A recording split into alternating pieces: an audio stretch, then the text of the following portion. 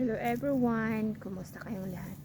Ano tayo ngayon guys? Operation Pulot. Andito tayo sa sa labas para mamulot ng walnuts. Saka na sila guys at yan, pupulotin natin kasi mataas naman talaga yung puso. Hindi naman yan madaling kunin kasi yung mga bunga ay nasa dulo. So ano lang sila guys, nagsibagsakan nito yan mga nuts. Mga nuts na yan.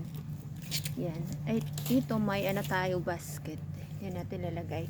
Yan silisli. Yan guys. Tulad yan. Yan ganito yung nagbagsak sila guys. Ito. Ako ng gloves guys kasi mangitim talaga yung kamay natin pag after. Yan. Ganito po siya guys, yung walnuts. Yan. So mamumulot po tayo guys kasi sayang, mahal to sa hindi ko naman talaga ito guys masyadong gusto, pero yung asawa ko gusto nito, pero ang dami nito so hindi niya to lahat maubos. So maghanap ako ng mga kakilala ko dito na pwedeng bigyan kasi sayang, marami pa nga kasi luma na yung mga ilang taon na hindi niya na naubos. Siguro itatapon na lang yun kasi hindi din talaga kasi ito madaling kainin guys. Dapat may opener kasi ang tigas nito, hindi siya madaling i-open. Guys, yung mga yung mga dahon ay nagsilaglagan na. Ito guys, nababagsak lang siya pag ready na talaga. Yan pero pwede po natin kunin. Yan. Yan siya. Ayan si Leslie.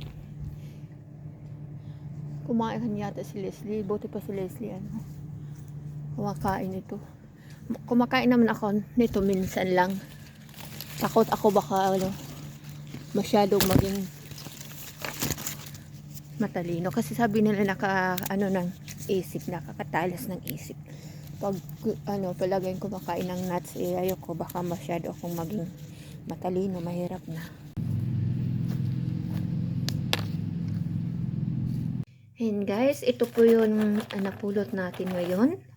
Medyo naparami yung nakuha natin kasi na kasi ngayon guys, medyo mahangin na, so kaya nagsibagsakan na po yung mga bunga.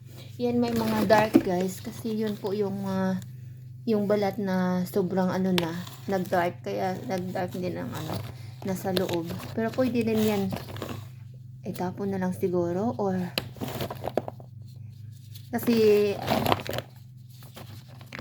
dapat talaga nito guys hinugasan. Kaso parang hindi ko ito hugasan ngayon kasi dry naman sila, so mas na ito papatuyuin. Tapos yan, i-contact ko yung kaibigan ko kung gusto niya nito. Yan, may nakuha din kami guys, konti lang, hindi masyadong maraming bunga ang ngayon, hazelnuts.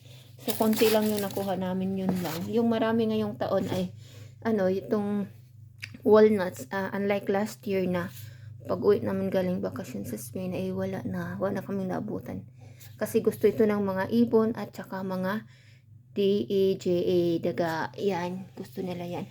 Pero this year na wala tayo sa bakasyon kaya naunahan natin sila, marami sila. Actually marami pa naman sa puno, kaso lang namin, inuunti-unti ng pagpulot kasi lumalamig na din ang panahon. So while okay pa sa labas, namumulot kami kanina. Yan lang po guys. Thank you so much for watching. Have a nice day everyone.